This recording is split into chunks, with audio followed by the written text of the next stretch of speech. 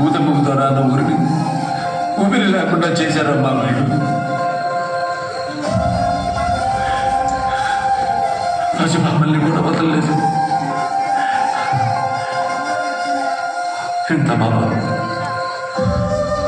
నేను కూడా నీలాగే ఇంజనీర్లు అవుతాను, మా ఊర్లోకి చాలా ఊళ్ళకి నీళ్ళు ఇప్పిస్తాను అని అంటుంటే చివరికి నీళ్ళు నీళ్ళు అంటూ ఈ చేతుల్లో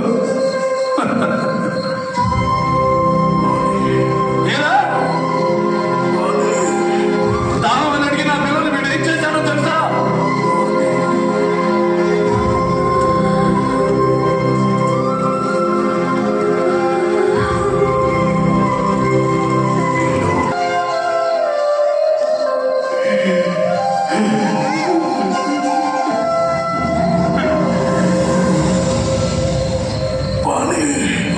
నేను తిరుగుతానని నాన్న త్వరగా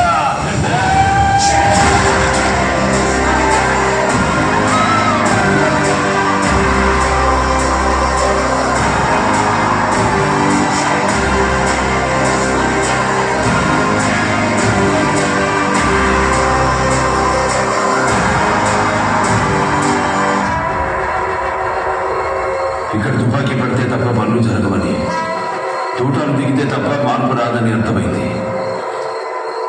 వచ్చే వరకు ఒక్క మార్బల్ రాయిని కూడా బయటికి వెళ్ళనివ్వను.